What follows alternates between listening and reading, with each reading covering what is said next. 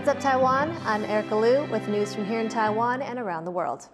Taiwan's population has hit a new aging milestone, with 6 of its 22 regions now super-aged. The WHO defines a super-aged population as one where more than a fifth of people are at least 65. Taiwan is set to overtake South Korea as the country with the lowest fertility rate in the world in the coming years. The country as a whole is projected to become super-aged next year. Even in Taiwan's youngest city, tech hub Hsinchu, close to 15% of residents are at least 65. A group of Estonian lawmakers is in Taiwan on a 5-day visit. Estonia is one of several European countries that's grown friendly with Taiwan in recent years, even though it doesn't officially recognize Taipei. The country's health minister has backed Taiwan's inclusion in the World Health Assembly. That's the annual WHO meeting that excludes Taiwan due to Chinese pressure. And Taiwan's Foreign Minister Joseph Wu gave a speech in Estonia last year. The 5-member delegation kicked off their visit Monday, meeting with the Speaker of Taiwan's legislature, Han Kuo-yu. Han said he has big hopes for the future of Taiwan-Estonia ties. 我想未来在数位发展方面，还有各种贸易啊、文化各种交流方面，爱沙尼亚跟台湾有更多合作的空间。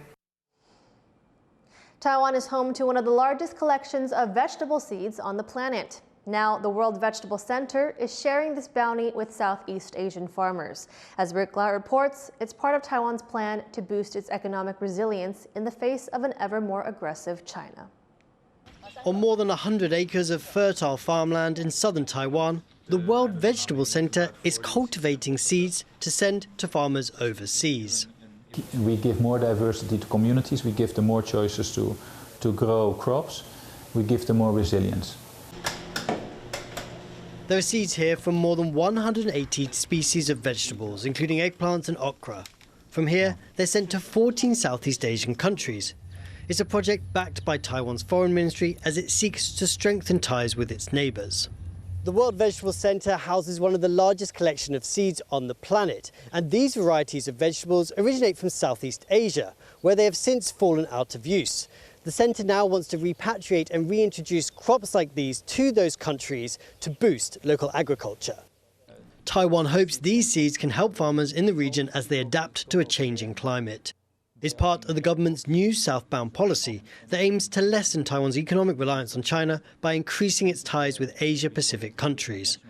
Taipei accuses Beijing of using economic coercion to push its claims of sovereignty over Taiwan.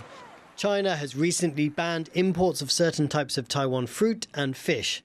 But officials in Taipei hope new markets in Southeast Asia can replace the China trade while also helping those countries. Taiwan has a lot of cutting-edge technology, and Taiwan has many experts in, the discipline, the research discipline in agriculture. I believe that, working with Taiwanese research organization will help us. There are clear signs that Taiwan's new southbound policy is bearing fruit. In 2023, Taiwan investment in Southeast Asian countries surpassed that of China. This effort to help farmers in the region, a core part of cultivating ties and growing Taiwan's economic independence. Klein Wang and Rick Liu in Tainan for TaiwanPlus. In the Philippines' capital of Manila, one man has come up with a novel way to help tackle his country's poor record on education. Bryn Thomas has this story.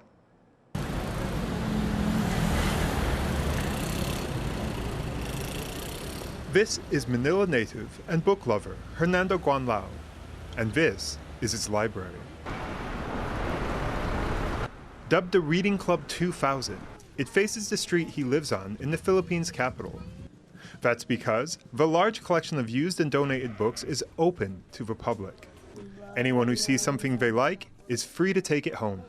Naging misyon ay pamigay ng mga aklat na pinaglumaan ng ibang mga nagbabasa nang walang bayad, libre po ito. At maitulak ang ating edukasyon sa literatura.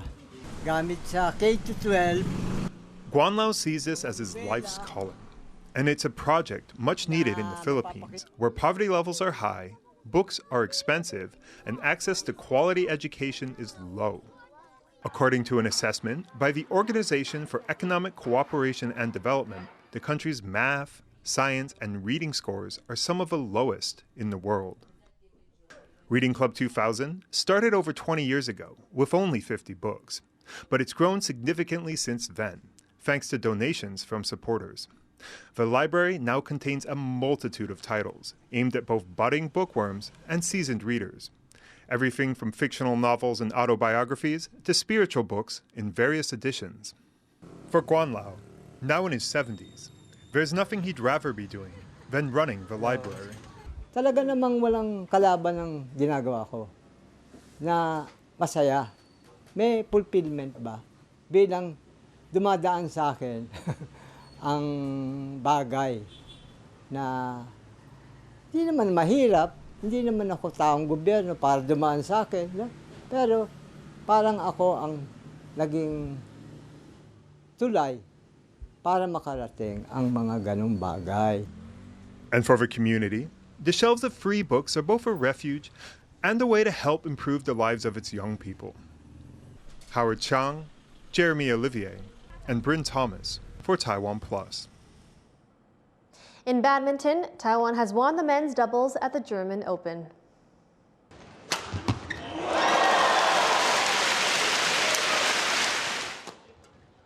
Li Zhehui and Yang Boxuan beat China's Ren Xiangyu and He Jiting in a nail-biting best-of-3 final on Sunday. After a game apiece, the Chinese pair took an early lead in the third game, but the Taiwanese duo came from behind to take the decider 23-21.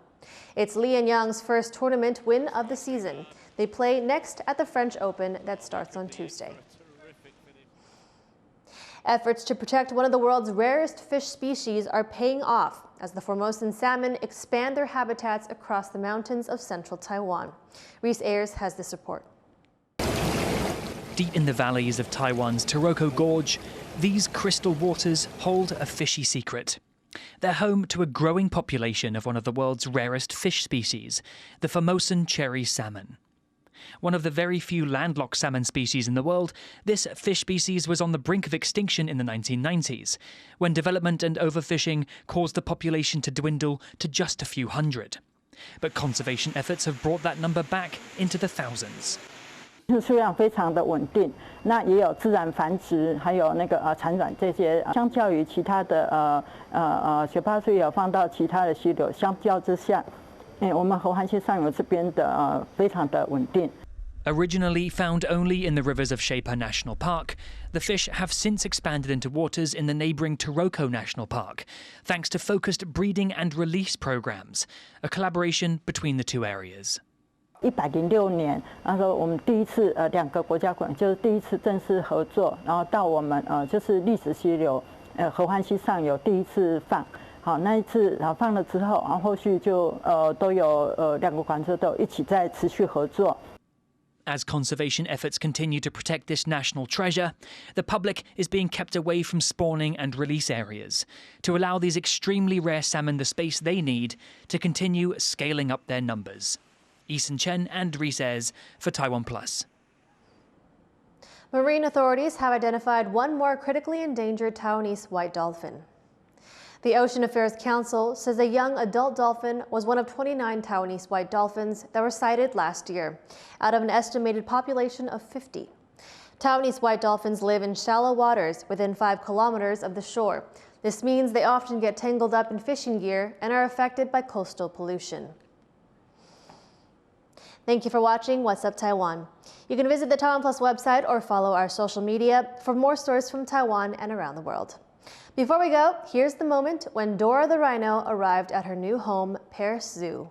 I'm Erika Liu. Take care and see you next time.